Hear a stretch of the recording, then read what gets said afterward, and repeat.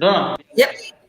Hold on. Now all of a sudden, somehow the YouTube ads started coming on. Who knows why? you Oh, can okay. skip the, you can skip the ad and please make sure your second device is on mute. We are live right now. Okay, we are live right now? All right. Yes. All right. So welcome, everybody. I'm going to turn down the sound so that I am not going to be hearing myself while I present. So welcome to 3 Tips as you consider ROI on an MBA. And I'm Donna Bauman, a senior admissions counselor with Stratus.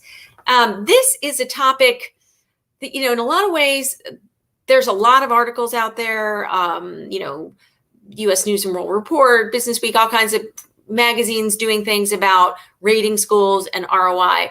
And I'm not going to try to sort of summarize all of that for you today. What I'm going to do instead is kind of talk about 3 tips that you can think about as you consider ROI. And before I jump into that, I'll tell you a little bit more about myself. As you saw from the intro, I did work, I was not an admissions director, but I was part of the admissions team at UNC Flagler for about 15 years. And during that time, I read thousands of applications, interviewed people from all over the world, managed admissions decisions for China, for Japan, for Korea. So I got a chance to see how admissions decisions were made. And that turns out to be very interesting and useful. Also in the work that I've been doing for the last 5 years, where I am coaching clients and basically the Sherpa, if you will, for people applying to MBA admissions, kind of with them every step of the way, helping them make sure that they tell their best story. I really like working on this side because I feel like sometimes there are people who have stories and I would, when I was on the admission side, I'd think, oh, if only they shared more about this, or if they could do these things, I think their story would come to life more. I also have a prior background in advertising where I worked on the consumer advertising campaigns for Maxwell House Coffee and Corningware. So in a way, now admissions applicants are my brand or my client that I'm trying to help them tell their best story. So I really enjoy doing that. I have my MBA from Kellogg. I also have a storytelling leadership Story Lab certification facilitation that I did from a Kellogg alum, Esther Choi, and that has made my work so much more fun and interesting, and I think valuable for my clients. And I did my undergraduate work at UNC Chapel Hill. So that's a little bit about me, and then I'm just going to say a little bit about Stratus. I think most of you on GMAT Club know about Stratus, so I'll just the 2 things I think that if you don't know about Stratus, you should know is that we're very collaborative and team-based, and it's baked into the process. So when you work with someone at Stratus, you're not just going to work with one counselor, but you're going to actually get the input from probably 5 or 6 professionals if you work with us on 4 schools. And to that point on the 4-school guarantee, that's also something that is very unique to Stratus.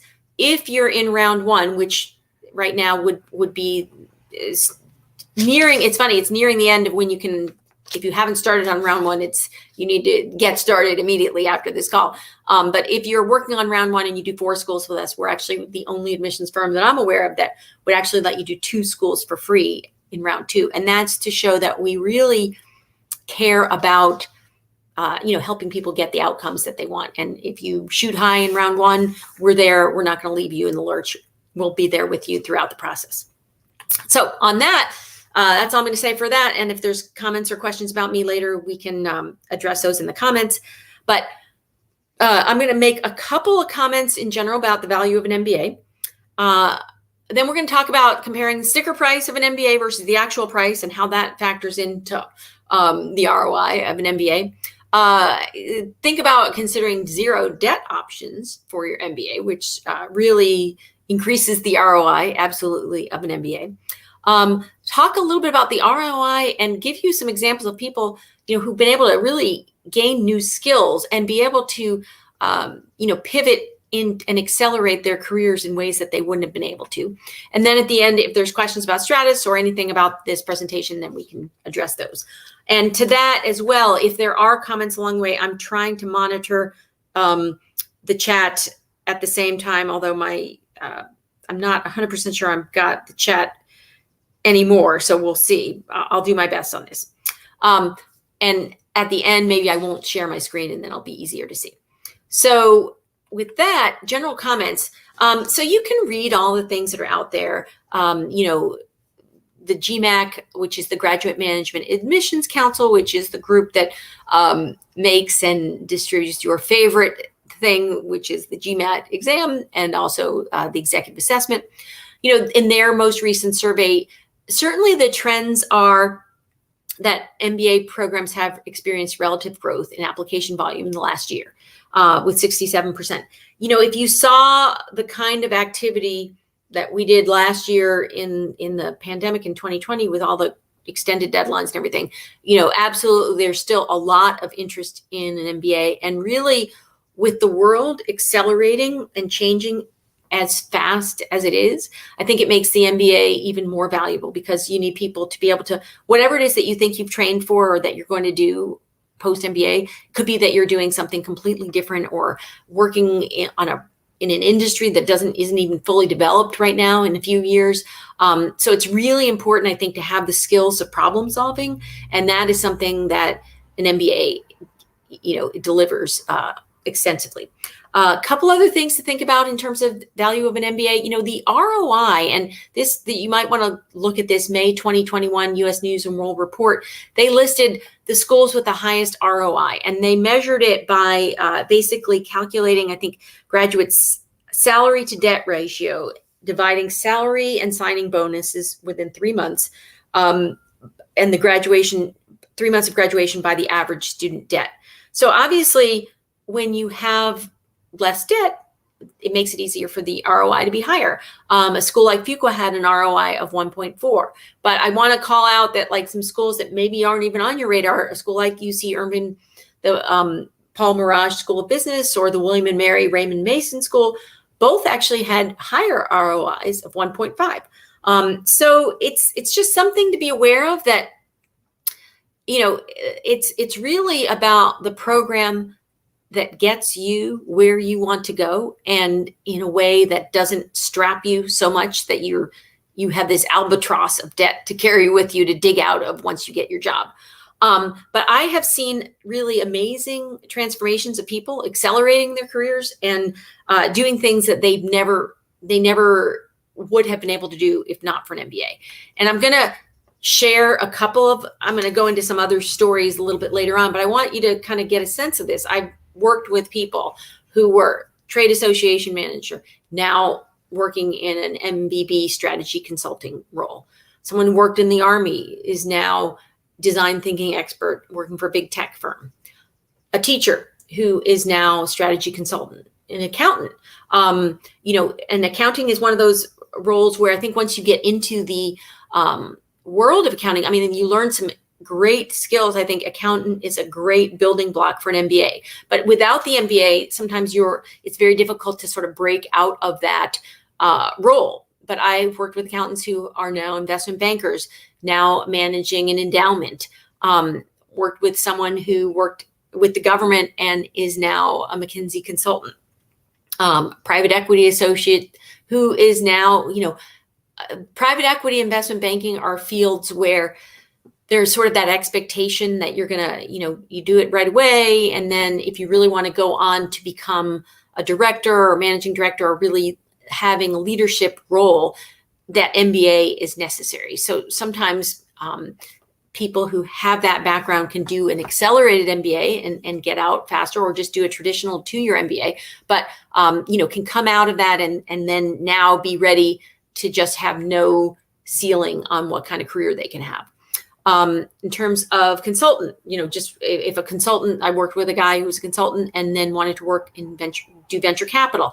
And sometimes that's something that, even as admissions consultants, if there is no prior history of that, it's sometimes a big jump, and sometimes it might be a 2-step jump. But I worked with a guy who actually was a consultant and went to Booth, where they have a lot of experiential learning, and was able to actually graduate and get a job in venture capital. So these transformations, are really part of the value of an MBA, in that if it's something that this is one of the best ways to sometimes make those big jumps or really change the trajectory of your career. So that's part of it.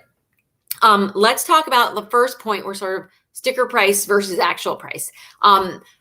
A lot of times when you look at these MBA degrees and people are thinking, should I do this? And you see, 200,000 and maybe more, in terms of other things, but tuitions, climbing into the, 70,000 range. And then also all the other things that you have to pay for to go back to school, not to mention lost wages. But scholarships can soften the blow to that. So not everybody who's getting an MBA is actually getting, paying that full sticker price. Just as a reference point, and this past year was really something amazing. Our own Stratus clients, just with working with us in this past cycle, got over $8 million in scholarship offers. I myself worked with, I think some of my clients got, I think I totaled it up to be about 775,000. And working with people over the last couple of years, I've had clients get about 3 million in scholarship offers. So I've seen all kinds of scholarships. I'm going to give you a story of one guy that I worked with who is going to UCLA and what had a middling, low 700s GMAT score, good work experience, good consulting experience, and was able to get several acceptances into top 20 programs, even top 10 programs, and ultimately decided to go to Anderson because he got a very generous upwards of $50,000 scholarship, which, and that's per year. So, that's the kind of thing that, again, makes a big dent in ROI. I also worked with some people who, again, I think I talked about in the beginning, in the opening, maybe you get into one school and you then want to go to another school, and the school you got into gave you, in one case, got $100,000 scholarship, and another school that the client wanted to go to more gave them a $50,000 scholarship. And I hesitate to use the word because it's not negotiating. If you try to tell a school that you got, it's not like buying a used car, so it's just because you found the deal at another school for X doesn't mean that another school is going to give it to you. But if you are very genuine in approaching the school, and if you are, you say, I really want to come here, but it's very difficult because I also have this other offer, and schools really, in most cases now, they really want to back that up. They're not going to just take your word so you're bluffing. But if you show them, here's the letter with the offer I have, if they're someone that they really, you have, if it's a reasonably close school, so in the same tier of competitiveness, and it's a school that potentially, really likes you, they maybe are willing to work with you and match that offer, or perhaps maybe give you a little bit more than what you had initially. So that is something to think about. And again, in the case of this client, he spent, it's a different kind of ROI, but ROI of even working with us, he reaped back, more than 5 times what he spent with us in terms of actually getting a scholarship. So sometimes if you can put yourself in the best light and get as many scholarship offers or get accepted to the programs you want to get to, that can also help offset the investment if you end up having a coach to get you into the MBA program. So that's first point. Second point I want to talk about is just, and this is getting to the part that I noted about, looking at ROI, not just from, top 10 MBA programs. Some of those ROIs of programs that were outside of the top 20, if they can get you the job that you want. So this is where it's really important to ask yourself, of course, whatever values you have are your values. So if you value only going to a top 10 program, then maybe that's the answer for you. But if you're looking at it as, I want to be able to use the MBA to transition to a a job that's not open to me right now, or accelerate my career. And I find a program where I maybe get a full ride and it's going to actually get me where I want to go. I think that's worth considering. In terms of just, and another, well, let me say one thing first, and then I'll make my second point. In terms of, schools that I have worked with clients where I've seen that there really are some very generous and life-changing scholarships available. And that's not to say that they're not at all schools, but I have seen Rice, I've seen Ross give out some very generous scholarships, UNC, Keenan-Flagler, Emory, Fuqua, Anderson, Marshall, McCombs, Tuck, Booth, Kellogg, Darden, and Haas, among others. So that is, again, do some research about where you may be likely to get some big scholarships. The other thing is, now with remote work, there are online options for an MBA. If your employer gives you, say, $10,000 or $20,000 a year for education, then maybe that could be a way to get an MBA and sort of lower the debt load. There are fully employed. So UCLA, I have a client who's actually going to the UCLA FEMBA fully employed MBA program, and he actually just started his job within the last year. So in some ways, it's not a bad thing that he's going to continue to grow in the job and the career that he likes. But by doing it with this MBA program, and because he can do work remotely, he can actually move to Los Angeles and really be a little bit more a part. It's almost like, I think that there's so much fluidity right now in what an MBA program is delivered, that the line between full-time MBA program and part-time and online is blurring. And so again, if you're with an employer that you really like and you like the trajectory of your career, and maybe it's a place that you would want to work after your MBA, maybe there are all of a sudden options where you do it at your pace and you're able to get reimbursement for education from your current employer, and you are able to look at things and have options created that maybe a couple years ago wouldn't have been possible. And so with that, I'm going to tell you a story. This is a guy I worked with a couple years ago who went to WashU Olin. And, it's a good MBA program. It's probably not on the list of when people think of, the top 10, it's not going to jump on that list. But this was a person that I worked with who already carried a lot of debt from his undergraduate degree. And that is in a way an albatross that allows you to sort of have to really be careful about what kinds of jobs you take. Post-MBA, you really so he really didn't want to get any extra debt in his MBA. He was able to get a full scholarship to WashU Olin, and is able to basically make a transition into a strategy and operations role at a leading tech company. So, when you, especially around tech, they're Amazon, they're recruiting at all that MBA programs. I think a couple of years ago, there's something like they hired 1,000 MBA students. So they're recruiting everywhere. And that includes schools that are maybe not, in your top 10 list. But if you are able to present well, actually, and be the student that gets the interview and gets the job and actually gets the job at Amazon, you could argue perhaps the competition or the pathway to go from Amazon at Olin versus going to Amazon at, Kellogg or Booth, maybe it's a, an easier pathway for you to stand out. And so again, that's something else to consider. But I know that he was very, very happy with choosing Olin and not having to add to the mountain of debt that he already had from his undergraduate. So that, again, everybody's situation is different. What people value is different. And it's not for me to tell you, what is the right answer to this question, but I just wanted to share some stories of people who did go down the MBA pathway, what happened, and if they had any regrets. I have actually yet to talk to anybody who got an MBA and regrets it.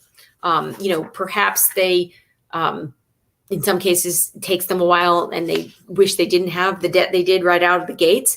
But, if it's a lifelong relationship and network, and it's something that schools are also going back and looking at lifelong learning. So, for example, if you go to Ross and you get your MBA, you can go back and do executive ed courses, I think, for the tenure of your career.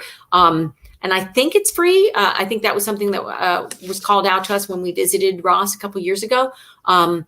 If there's room in some of their exec ed programs, they will welcome back alums. So again, it's also not just what you learn now, but what you can continue learning from your relationship. And that kind of is a good segue into my last point to think about ROI, which is just ROI includes gaining new skills. And it's hard to put a price on that. I think that, again, if you can accelerate your career path and you have new options that you didn't have, that's amazing.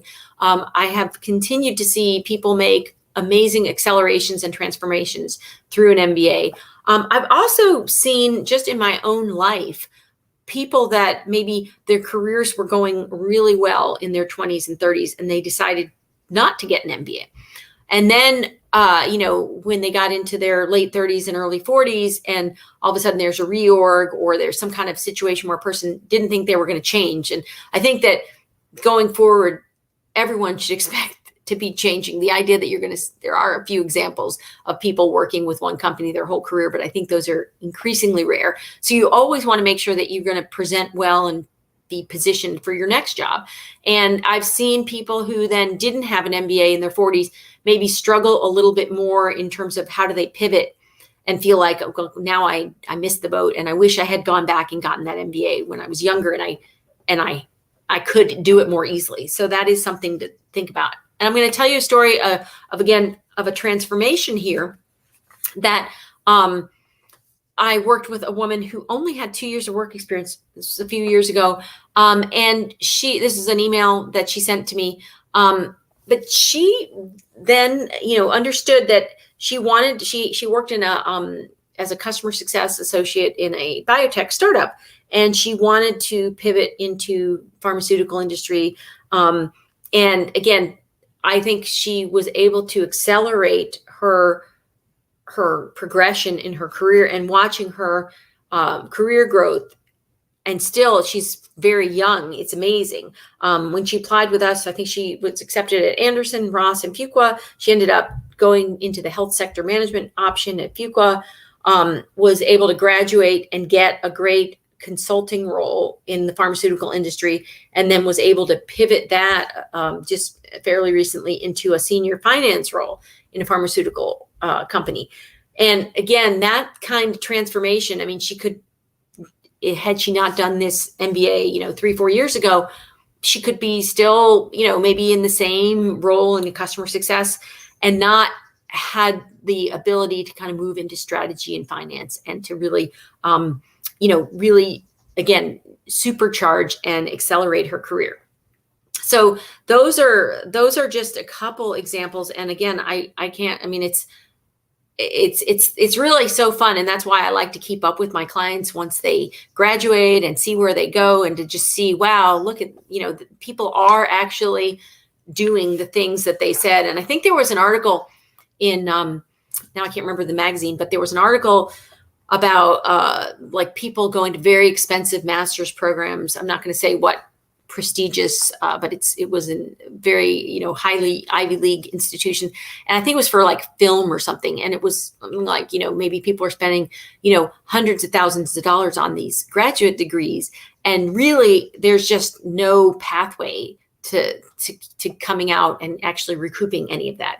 I think the MBA degree is really different. I mean, people come out and, you see all that, you look at the employment reports and the salaries. People come out of MBAs and they get good jobs and they have good career paths and all of that. So I feel really, obviously I'm biased as someone who has an MBA and somebody who coaches people to get MBAs and has worked at MBA programs. But I have seen, this is not a dead end option for people. People's lives do transform. And I continue to see, all of the success stories, and that honestly motivates me and makes me very happy to see people being able to change their lives through an MBA. With that, I'm just going to share, and let me share a couple of things about Stratus, and then I'll just turn it off so I can actually see the questions if there are any questions. Again, if any of you want to do a free consultation with us, you can. You can just, I'll actually just put this link up here, that stratusadmissions.com/consult. You can pick any Stratus counselor you want, and it's really just 30 minutes to get tips about your profile, to ask us what you think, ask us, we'll give you our opinion about whatever you ask for, your resume, your chances at different schools, where what we think of your short-term goals in relation to what you've done in the past. So happy to do that, or have you talk to any of my colleagues. We also have on our website actually free guides for all the schools. So you can look under, I think, free guide, like on our MBA site, you should look there. And we also do webinars just continually about topics that are very relevant to people applying to MBA programs. So if you are thinking about and struggling in any way with your writing goals essays, we're doing a webinar on that on July 29th. You can sign up from our website. We're doing, in August 10th, if you're kind of deciding, do I go or no go on round one, we'll help you think about that. And then as you get more into writing, and again, writing essays for top MBA programs, we can do that. So that's those are the things I wanted to share about Stratus and about this topic. Let me stop sharing, and let's see if that works. And then I'll just get click exit. Oh, let's see. Let me get back into StreamYard. So here I'm in here, and I'm not sure if I'm seeing comments. I am seeing comments. Okay, so let's see. Please share the link. Welcome. Oh, I think there's just maybe people at the start asking about the link. So I can see your comments here, and I don't see anything in the private chat. So I'll see if there's comments here. Anybody have any questions? And again, this is kind of a interesting topic, because the ultimate value and ROI of an MBA really depends on your unique circumstances and what you value. And it isn't what I value, it's what you value. So I don't know if this topic lends itself to easy questions, but if there are any questions from anybody in this group, feel free to let me know. Otherwise, we may be, let's see. I see that the GMAT Club is asking us to do that. And I'll kind of just hang out and see if there are. And if not, then I know this is, I'll just share this while I'm waiting to see. I wish all of you the best. It's, and I know this better than most people, because I sort of watch my clients go through this applying for an MBA. It's stressful. There's all kinds of things about thinking about, do I get the test score? Oh, what is the minimum experience required for an MBA? Well, so that's a great question. So I would say the short answer to this, and you could look at the profile for schools. So for example, when they say, most top MBA programs will say like the work experience is, 4 to 5 years. But there are MBA programs that will look at people. Like I said, I had a client who only had 2 years of work experience when she was accepted. If you have 0 years of work experience, I should mention this. It's almost like growing like chia pets. There are so many deferred admit MBA programs. And so if anybody is listening to this, and good for you if you're a college junior or senior rising, you have a huge opportunity to do deferred admit, apply in your senior year of college to get into a top MBA program, and then defer it for 2 or 3 or 4 years while you work, and know that you have that acceptance, and maybe feel like you can take more risk in your career because you don't have to apply to an MBA program. So that is certainly, so the answer to minimum is it can be 0. Yale has a program called Silver Scholars, actually, where it is people who go right from MBA undergrad into an MBA program, and they do the first year, and then I think they do like a year-long internship, and then they go and do another year. So hopefully that answers that question. There was also a question, how reliable are the employment reports? I think they're pretty reliable, really. I mean, I don't think there's no fudging of this. I guess the thing that you can look at and be very careful is, how many people are in the data set. So for example, if you know that a school they say that they have, 500 people in a class, and then you see in the fine print of the employment report that they're only reporting on 300 people, and the other 200 people, that would be my first question. Well, what happened to those other 200 people?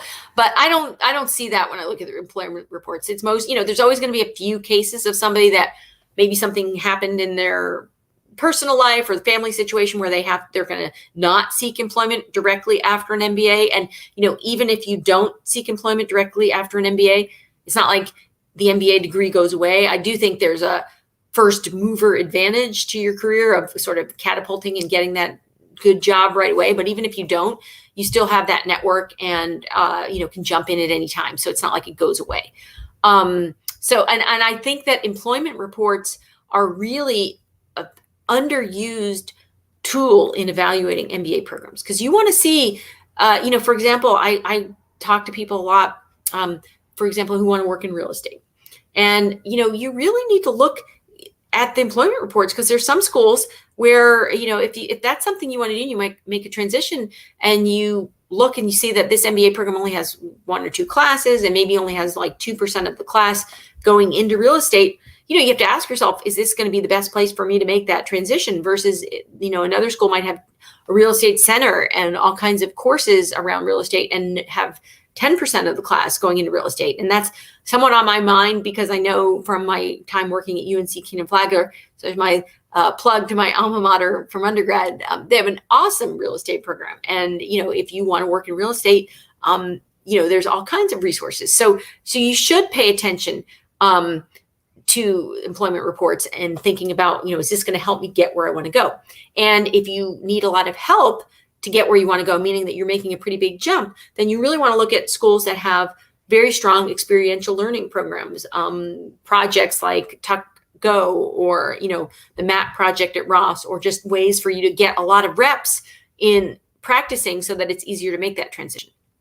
I see a question now also, what is just the minimum experience? Let me see if I see anything else. What's the best website to go to about scholarships? That's a great question. I think that, in a lot of cases, you get a lot of scholarships, a lot of MBA scholarships actually happen organically as part of the MBA admissions process. So when you go to a school and apply, they're going to sort of pick the cream of the crop and reach out to them. So it's almost like, don't call us, we'll call you. That being said, there are some, and increasingly you have to check the websites for schools. So for example, at Kellogg, while they will offer scholarships to the top, part of their class, there are also some newer finance fellowships where you do have to express interest in some of those. So you should look at the websites for every program that you're interested to see if there's anything special where maybe you do have to write a special essay for scholarships or know about it, or just know that everybody who applies is going to be considered. And then I don't have, nothing's jumping off the top of my head as the best website for scholarships, but I would say, if you are part of in any, affinity group. So if you were military, there are scholarships, there's Blue Ribbon, mentor, something there where there's money available. There's Out for MBA. So if you are part of the LGBTQ community, you may be able to find some scholarships through an organization like Reach Out MBA. Prospanica has some scholarships for students who have Hispanic affinity and connection. So there definitely are. You should look at any any groups or any organizations or causes that you are connected to. There are also some just, for example, if you were part of fraternity or a sorority or some kind of civic organization, it could be that there are scholarships available for members that you should be looking into. So I think we really have to do is kind of keep no stone unturned there. MBA from a top 5 EU school without a scholarship versus a 25 EU school with a scholarship, how to choose. So and again, I think Sam, that's a great question. And I'd say that's where the employment reports also really come into play. So if you see that the trajectory of being able to make a transition and in more people or more of the recruiters that you want, so find out if there's maybe a target employer that you have. And if you see that there is a recruiting relationship that they have with the top 5 EU school that will maybe be increased, then maybe it's worth passing up the scholarship. But I think, any scholarship is something that you should definitely give full consideration to. So the other thing that I would do is I would ask to speak to students who maybe had the same scholarship the year before and ask them, what was that experience like for them? Where are they going? You can ask the one time that you really are in the driver's seat in this admissions process is after you've been admitted and before you've accepted. And so that's a time for you to go ahead and reach out to the career management office for both of those schools and ask to talk to someone on the career management team and sort of get a sense of how would they help you reach your goal. And if you get, a feeling like one school would help you more than the other in a significant way, then that might be able to tip the balance for you. So that would be a question there. Let's see. Make sure to check the latest. Is there a big difference between 4 years of experience and over 5 years? Roger, that's a great question. And I don't think so. I think that, and again, what business schools care about is really not the number exactly of years.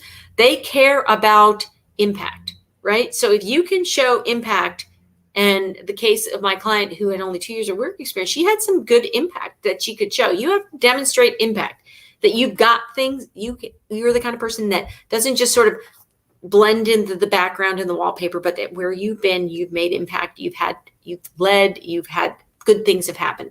If you can show that, and you can show that, and you have 2 years of work experience and you have strong stats and strong GPA and all of that, you could be successful, at 3 years. I think when you get more and more into sort of the top, let's say M7 schools, you're going to have more and more people applying. And so it's, those people that are presenting as the strongest candidates in the pool often do have something like 4 years of work experience. But, whether it's 4 years or 6 years, I don't think it really just depends on a lot more things than that. I will say then you get to that end of the spectrum where, and I don't want to say that if I thought now, how young you are when you are, just 9 years out of school, you're still very young. You can do anything you want to do. But from an admission standpoint for MBA programs, I'm not going to say that it's like the banana, that's in the bag that's starting to go brown or whatever. But there is a part where, when you start to be 9, 10 years and no MBA, it's not impossible to get into a full-time MBA program, but it gets a little bit more challenging. And then you also have the do I want to be in a part-time or an executive MBA program or an online program or something else where the average age in your cohort is probably going to be a little bit older. So if you're at a, life stage where, let's say you're in your early 30s and you may have, a family, and you're not going to want to do the same things that the people that are 4 years and 5 years out. You probably aren't going to go to the same things at night and do things. Doesn't mean you can't be useful or get value out of an MBA program, but these are all things you have to think about. Where do I feel like I'm going to fit in? And there certainly are some programs that are more open, and again, you can look at that in some of their class profile, like the range of experience, and maybe looking at more of the median and just certain schools, I think the way their program is, if it's a more individualized program, where you pick your electives, it's not so lockstep. Those kinds of programs, and that makes me think of like Booth or maybe Sloan.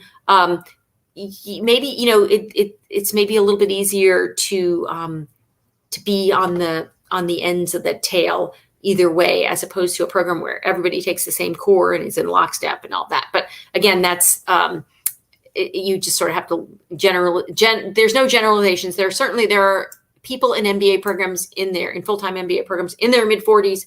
Are there a lot of them? No, but there are some. So how does college evaluate non-traditional background with 5-year work experience and looking for a career transition in tech business?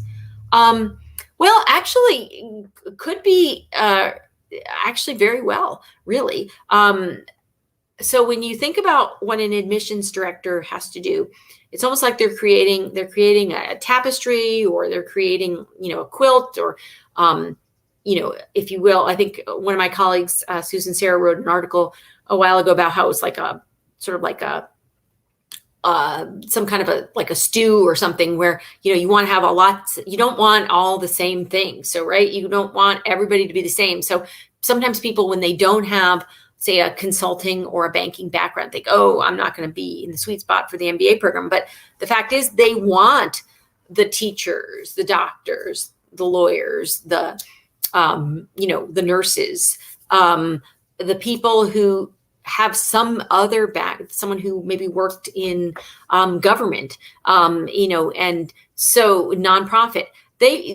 Schools want those people because, you bring a different conversation to the class. You don't want everybody who's just worked in the service industry, in traditional, sort of business services. So I think that I think whatever your background is, own it and just have, an idea of why it is that you want an MBA. And so, yeah, that would be my answer to that. I don't know if I see anything. What MBA specialization is best if you need to start your own business? Well, then Vinny, that's a great question. And I would say it's really, what is it that you have now as a strength? And what is it that you still need to build upon? So let's say you have an accounting background. Well, then you probably don't need to specialize in accounting, or, maybe finance in your MBA. Maybe now you've never done any marketing, or you've never, done any, strategy and operations. So whatever it is that you need to be able to be successful, to, to sort of have all the pieces, I would say that's a specialization. Then the other thing I would say is look very carefully at what are some of the, what's the entrepreneurial community like? So are there a lot of startup competitions and opportunities to meet entrepreneurs and, mentoring and coaching for young entrepreneurs? Those are things that are going to be very valuable to you no matter what your major is. And you want to have just kind of a general, business management and not worry so much about specializing, because you're going to know that you're going to need to know a little about a lot of things. And so maybe rather than specializing in one thing, you just want to make sure that you cover as much so that you know enough to ask questions in all the areas that you will need to help. So let's see. Additionally, you can refer to this forum. So thank you, GMAT Club, for putting in some helpful links there. Let's see. I think that may be nearing the end of the questions that I see. So let me just scroll up and see. New comment at the bottom. Yep. Oh, well, and so subscribe to our YouTube channel. That's for GMAT Club. So you can get this. I guess I'll just say a little bit more. Just again, remember, if there's anybody who wants to have a free consultation with Stratus, where we will just go over your profile. That is just, and I think that's in the chat link that they posted above. Yep, the free consultation. So it's just the www.stratusadmissions counseling.com/, and then go to free consult. We also have on our website free guides for all the top MBA programs, so you can learn a little bit more about, the programs from our perspective in terms of what we think is important to share.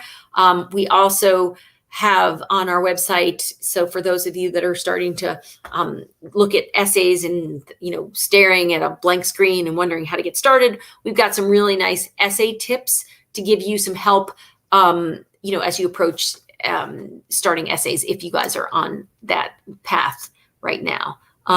So I think that's, I think that maybe that all, I think we may be closing in on the top of the hour. So I'm happy to, just wish you all the best, really wishing you all the best in this. And, don't let anybody, not a consultant like me, not any school, not admissions person, don't let anybody decide what you are capable of. If you have a dream, keep working at that dream. Sometimes the things that are most valuable and worthwhile don't happen right away. So sometimes a no, if you get a no, doesn't mean that it's no forever. Maybe it's just a comma. If it's something you still want to do, wishing you, all the best in being able to, accomplish the things that you want to accomplish. I'm so impressed with the goals that people I talk to have about wanting to improve the climate, improve, give people more access to education, help create a more diverse workforce, so many things that an MBA can help you do, but you can also do them whatever happens in the MBA journey, you can still keep working on those. So good luck to all of you in doing that. And I think, I don't know if GMAT Club comes back in, but I guess I'll leave the studio now and just wish you all the best. All right.